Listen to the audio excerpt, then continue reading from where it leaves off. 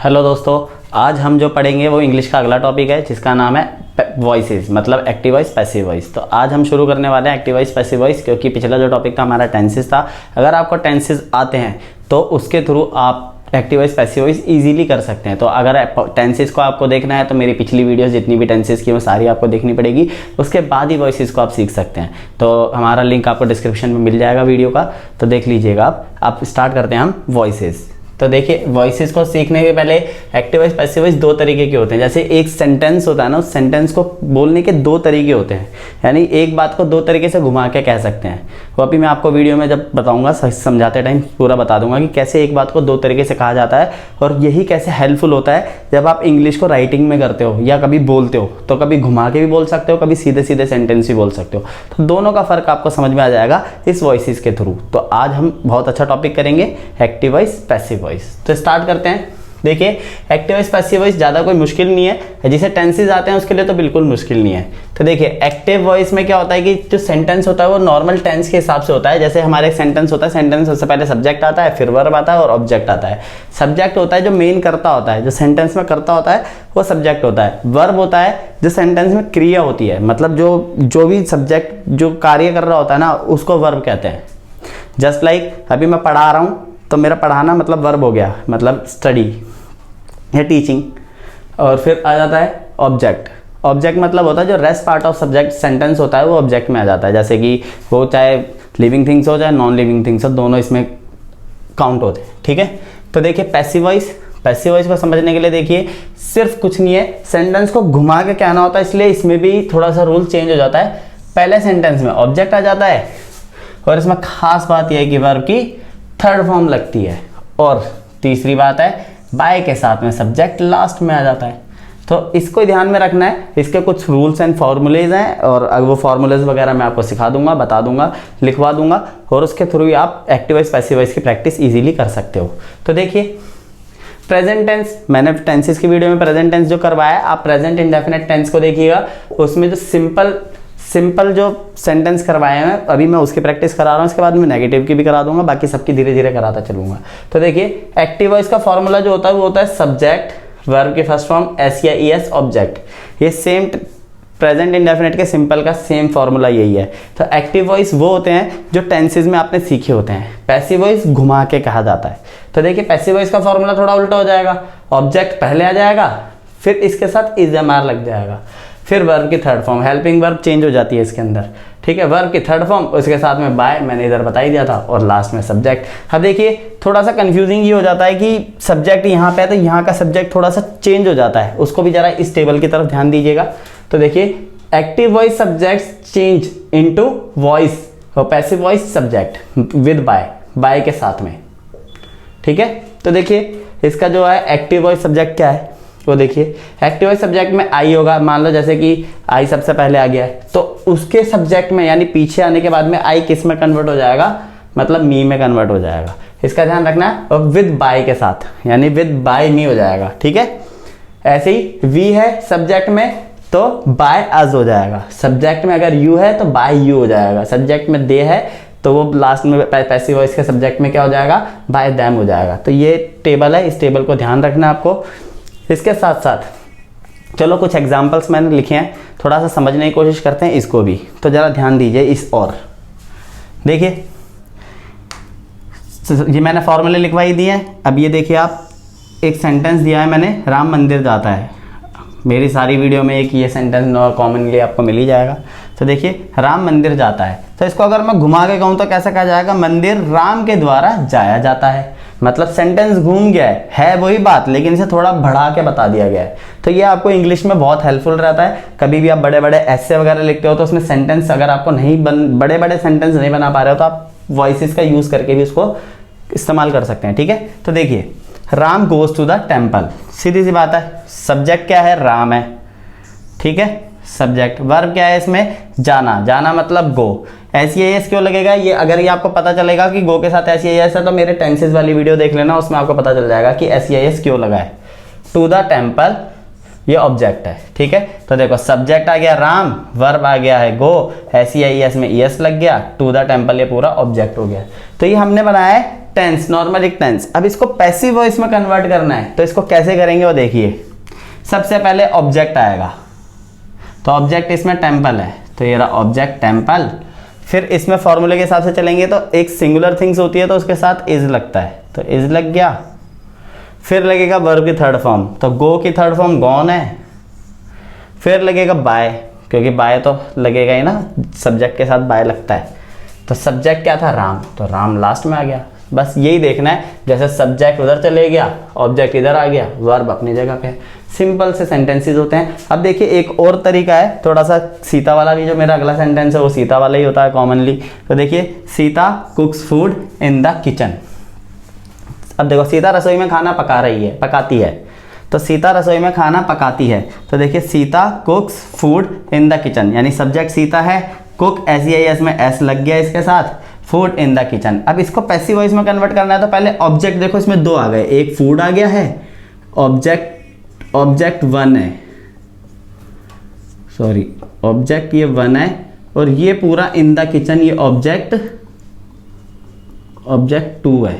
तो इसका ध्यान रखना है, ऑब्जेक्ट 1 और 2 का भी ध्यान रखना है। तो देखिए इन द किचन ऑब्जेक्ट 2 पहले ले लिया मैंने, ऑब्जेक्ट 2 पहले ले लिया है, फिर उसके बाद में ऑब्जेक्ट 1 लिया है, फिर उसके बाद में इज लग गया है फूड के साथ, क्योंकि फूड सिंगुलर थिंग्स में आता है, इज और कुक्ड बाय सीता। इस सेंटेंस को दूसरे तरीके से भी कह सकते हैं, फूड पहले मैंने ऑब्जेक्ट 1 ले लिया, फिर इज, यानी ये रेस्ट सेंटेंस की पहले ले लिया और ऑब्जेक्ट 2 को बिल्कुल एंड में डाल दिया है। तो इसलिए मैंने इसको देखो और के साथ में 2 सेंटेंस में बना के दिखाया है। एक ही सेंटेंस को 2 तरीके से बना सकते हो इसमें, कि ऑब्जेक्ट 1 और 2 का ध्यान रखना है। जैसे कि इसके अंदर भी देखो, तीसरा जो मैंने बनाया वो भी देखिए, we play cricket in the ground, हम मैदान में क्रिकेट खेलते हैं। तो देखिए हम मैदान में क्रिकेट खेलते हैं का क्या होगा, तो इन द ग्राउंड, देखो इन द ग्राउंड ऑब्जेक्ट 2 है, ये देखो ये ऑब्जेक्ट 2 है और ये ऑब्जेक्ट 1 है। तो मैंने ऑब्जेक्ट 2 पहले लिया, फिर ऑब्जेक्ट 1 ले लिया। इसमें भी देखो ऑब्जेक्ट 2 इधर है, ऑब्जेक्ट 1 इधर है, तो ऑब्जेक्ट 2 के बाद ऑब्जेक्ट 1 डायरेक्ट लिया जा सकता है, फिर उसके साथ इज, फिर प्लेड थर्ड फॉर्म, फिर बाय, फिर अज। अब देखिए वी को हम किस में बदल सकते हैं, अज में। उधर देख लीजिए टेबल की तरफ, वी को हम अज में चेंज कर सकते हैं, तो इधर भी वी को। अब इसका देखिए और वाला सेंटेंस आप ट्राई करके देखिए, मुझे कमेंट सेक्शन में बता दीजिएगा कि और वाला सेंटेंस में दूसरा वाला सेंटेंस कैसे बनेगा। इसी का ऑब्जेक्ट 1 पहले ले लेंगे, ये सेंटेंस पूरा सेम आ जाएगा, बस ये ऑब्जेक्ट 2 लास्ट में आ जाएगा। जैसे सीता इन द किचन कर दिया, तो यहाँ तक लिखोगे अज के बाद में आप इन द ग्राउंड कर देना, ठीक है जी। आप मुझे कमेंट सेक्शन में बता सकते हैं अपना ये, अगर बताना चाहें तो देखिए अब हम करते हैं अगले सेंटेंसेस, जिसको बोलते हैं हम नेगेटिव सेंटेंसेस, मतलब नकारात्मक वाक्य है, जो कि मैंने टेंसेस में भी आपको नेगेटिव सेंटेंसेस बताए थे। जिसमें नहीं का उपयोग होता है वो नेगेटिव सेंटेंसेस होते हैं। तो देखते हैं नेगेटिव सेंटेंसेस। तो आइए स्टार्ट करते हैं। वही आपको मैंने पहले बता दिया, सब्जेक्ट ऑब्जेक्ट में चेंज हो जाता है, ऑब्जेक्ट सब्जेक्ट में चेंज हो जाता है। तो देखिए नेगेटिव सेंटेंसेस का फॉर्मूला थोड़ा सा चेंज हो जाएगा, सब्जेक्ट अपनी जगह पे आएगा, इसमें डू डज लग जाएगा। आपको मैंने पहले बोला मेरे टेंसेस वाली सारी वीडियो देखनी पड़ेगी, तभी आपको समझ में आ जाएगा। डू डज लगने के बाद में नॉट और वर्ब की first form object, do does किसके साथ लगेगा सब उसमें पता है, सारी उस वीडियो में मैंने बता रखा है, तो आप ध्यान देना। पैसिव वॉइसेस, देखिए पैसिव वॉइस में ऑब्जेक्ट अपनी जगह पे आ गया, इज हमारा अपनी जगह पे है। याद रखना नॉट मैंने हमेशा थर्ड पोजीशन पे लगाया, थर्ड पे, इधर भी थर्ड पे ही है, चाहे वो टेंसेस हो, एक्टिव वॉइस, पैसिव वॉइस हो, नॉट हमेशा थर्ड पोजीशन पे आएगा। जैसे फर्स्ट पे सब्जेक्ट, सेकंड पे हेल्पिंग वर्ब और थर्ड पे नॉट, ठीक है। तो ये ध्यान रखना है, थर्ड पे नॉट आता है, वर्ब की थर्ड फॉर्म बाय सब्जेक्ट। ज़्यादा कोई मुश्किल नहीं है। देखो राम वाला सेंटेंस बताया था, जैसे राम मंदिर जाता है, अब उसको नेगेटिव करेंगे तो क्या हो जाएगा, राम मंदिर नहीं जाता है। तो देखिए Ram does not go to the temple, मतलब ये सब्जेक्ट हो गया, डू डज में से डज लगता है नाम के साथ, नॉट थर्ड पे आ गया, वर्ब है गो जाना, टू द टेम्पल ऑब्जेक्ट हो गया। तो देखिए अब इसको पैसिव वॉइस में कन्वर्ट करने के लिए वही पहले ऑब्जेक्ट लिया द टेम्पल, हेल्पिंग वर्ब आ गया इज, फिर नॉट आ गया थर्ड पे, वर्ब के थर्ड फॉर्म गॉन, फिर बाय, फिर सब्जेक्ट आ गया राम। नेगेटिव सेंटेंसेस ऐसे ही बनेंगे। देखिए Sita does not cook food in the kitchen, तो देखिए अब इन द किचन हमारा सेकंड वर्ब है, सेकंड ऑब्जेक्ट है। सेकंड ऑब्जेक्ट को अगर हम पहले ले लेंगे तो जो फर्स्ट ऑब्जेक्ट होता है वो सेकंड पे आएगा, ठीक है। Is not cooked bye Sita. तो देखिए मैंने और वाला सेंटेंस आप बना सकते हैं, मुझे कमेंट सेक्शन में डाल देना इसका और वाला सेंटेंसेस भी, कि जैसे मैंने अभी इससे पिछले वाले में बताया सिंपल सेंटेंसेस में कि और वाला सेंटेंसेस कैसे बनेगा, यानी कि ऑब्जेक्ट 1 पहले लेके और ऑब्जेक्ट 2 को बिल्कुल एंड में डाल देना है, ठीक है। तो देखिए ऐसे ही एक और देखिए, मैंने थोड़ा ये सेंटेंस चेंज कर दिया, उसमें वी प्ले क्रिकेट था, इसमें मैंने कर दिया they do not dance on the stage, मतलब वे मंच पर नहीं नाचते हैं। तो देखिए, तो ऑन द स्टेज इसमें ऑब्जेक्ट है, कोई और ऑब्जेक्ट दिख ही नहीं रहा क्योंकि डांस तो वर्ब है। तो देखिए ऑब्जेक्ट सीधे आ गया है, ऑन द स्टेज इज, अब स्टेज सिंगुलर थिंग है इसलिए इज लगा है। कई बच्चे बोलते हैं कि सर आपने ये दे के साथ तो इधर डू लगाया तो इधर भी आर लगना चाहिए था, तो नहीं ऐसा नहीं है, आपको ऑब्जेक्ट के हिसाब से देखना है कि ऑब्जेक्ट सिंगुलर है या प्लूरल है, उस हिसाब से देखना है। तो देखिए on the stage is not danced bye them. अब देखिए मैंने देम क्यों लगाया, क्योंकि यहाँ पे दे है और दे को चेंज करेंगे देम में, मेरी टेबल में आपको मैंने पहले बता दिया था, दे को चेंज करेंगे देम में, ठीक है। तो ये ऐसे हमारे सेंटेंसेस बनते हैं नेगेटिव के।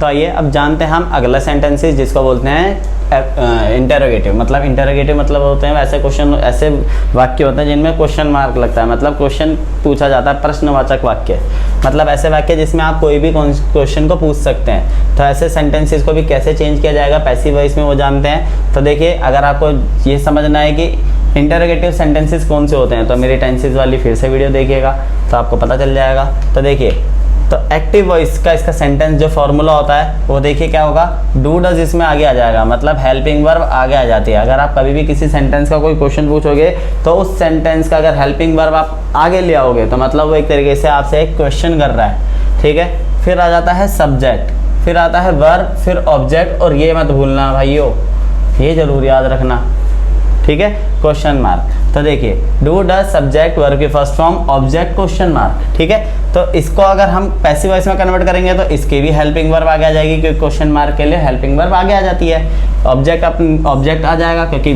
पैसिव वॉइस में ऑब्जेक्ट पहले आ जाता है, फिर वर्ब की थर्ड फॉर्म आ जाती है, मैंने बताया, फिर बाय के साथ सब्जेक्ट आ जाता है, और क्वेश्चन मार्क लगाना ना भूलना, ठीक है। तो देखिए एक्टिव वॉइस का सेंटेंस, जैसे कि क्वेश्चन अगर हिंदी में पूछा जाए तो ये पूछा जाएगा क्या राम मंदिर जाता है। तो क्या राम मंदिर जाता है को हम कैसे समझाएंगे, आइए जरा देखते हैं। तो देखिए does Ram go to the temple, मतलब पूछ रहा है ना क्वेश्चन क्या राम मंदिर जाता है, तो इसमें डज आगे आ गया क्योंकि राम सब्जेक्ट है, नाम के साथ डज लगता है, तो डज आगे आ गया, गो टू द टेम्पल हो गया। ऐसे ही पैसिव वॉइस को देखते हैं। अब देखो टेम्पल इसमें ऑब्जेक्ट है तो उसके आगे ऑब्जेक्ट सिंगुलर थिंग है, तो इज एम आर में से इज आगे लग जाएगा, टेम्पल के साथ में वर्ब की थर्ड फॉर्म लगेगा, तो वर्ब की थर्ड फॉर्म लग गया, फिर बाय, फिर राम, और लास्ट में क्वेश्चन मार्क, ठीक है। तो ऐसे ही हमारे सेंटेंसेस है, ठीक है। सीता वाला सेंटेंसेस मैंने कन्वर्ट कर लिया, आप ध्यान से देख लीजिएगा और ये देख लीजिएगा। और आप कुछ और सेंटेंसेस जो आपको नहीं लगते कि आपको पैसिव वॉइस में कन्वर्ट नहीं हो रहे, तो आप मुझे कमेंट सेक्शन में डाल दीजिएगा, उसको मैं आपको आंसर कर दूंगा, ठीक है।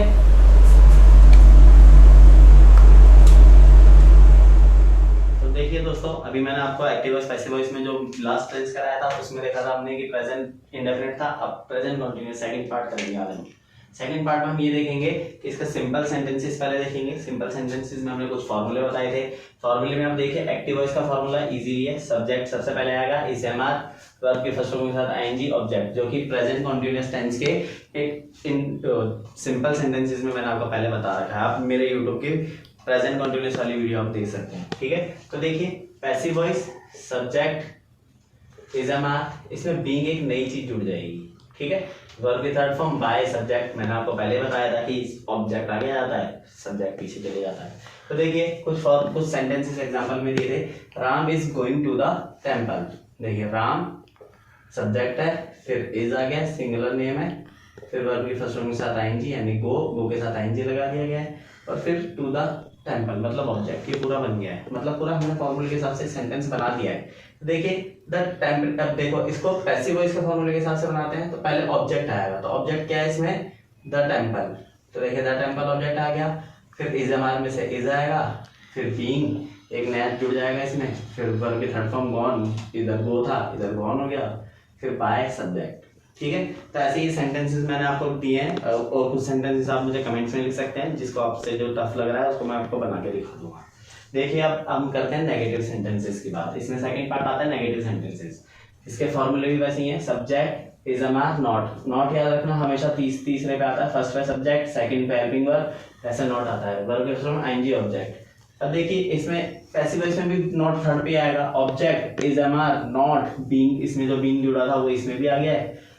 वर्ब के थर्ड फॉर्म बाय सब्जेक्ट, इसमें बस देख लो थर्ड पे सब जगह पे नॉट लगा दिया। सेम उसी तरीके से एज इट इज बनाया मैंने, एक सेंटेंस और एक्स्ट्रा बनाया है, इस पे ध्यान दीजिए।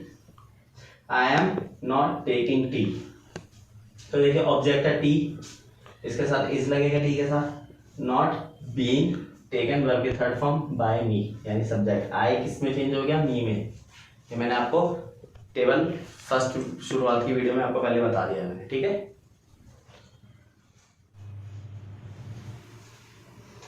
तो जी हाँ दोस्तों, देखिए अब हम अगला पार्ट करते हैं जिसका नाम है इंटरोगेटिव, ऐसे सेंटेंसेस जिसमें क्वेश्चन पूछे जाते हो। तो देखिए जैसे कि मैंने आपको बोर्ड पे अभी थोड़ी देर पिछले जो टॉपिक में बताया था उसमें नेगेटिव सिंपल सेंटेंसेस और नेगेटिव सेंटेंसेस कराया था, लेकिन अब कुछ ऐसे सेंटेंसेस आएंगे जिसमें आपसे क्वेश्चन पूछा जा सकता है। जैसे कि पहला सेंटेंस था राम मंदिर जा रहा है, दूसरा सेंटेंस था राम मंदिर नहीं जा रहा है, तीसरा सेंटेंस अब होगा वो सेंटेंसेस आएंगे जिसमें क्वेश्चन पूछा जा रहा है, क्या राम मंदिर जा रहा है। तो आइए देखते हैं इस तरीके के सेंटेंसेस को पैसिव वॉइस में कैसे चेंज किया जाए, इसकी ओर ध्यान देते हैं। तो देखिए इसमें देखिए इंटरोगेटिव सेंटेंस, सीधी सी बात है, इसमें क्वेश्चन मार्क का आभास होता है, मतलब क्वेश्चन पूछा जा रहा है। इसके फॉर्मूले होते हैं, ज्यादा कोई मुश्किल नहीं है। इज अमार सब्जेक्ट, वर्ब के फर्स्ट फॉर्म आईएनजी ऑब्जेक्ट, क्योंकि टेंसेस में मैंने आपको वीडियो में करा ही रखा, और क्वेश्चन मार्क याद रखना जरूर लगाना है। पैसिव वॉइस में थोड़ा सा चेंजेस है, इज अमार अपनी जगह पे आगे आ जाएंगे, क्योंकि जब भी क्वेश्चन पूछा जाता है हेल्पिंग वर्ब आगे आ जाती है। फिर ऑब्जेक्ट बीइंग, वर्ब के थर्ड फॉर्म बाय सब्जेक्ट और क्वेश्चन मार्क, ठीक है। तो देखिए एग्जांपल्स देख लेते हैं थोड़ा सा। एग्जांपल्स में is Ram going to the temple, मतलब क्वेश्चन पूछा जा रहा है क्या राम मंदिर जा रहा है।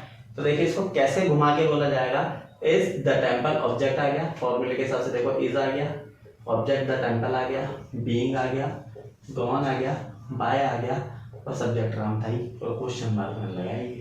तो इस चीज का ध्यान रखना है। ऐसे सेंटेंसेस इस तरह 4 दिए हैं मैंने, इन पे देख लीजिएगा।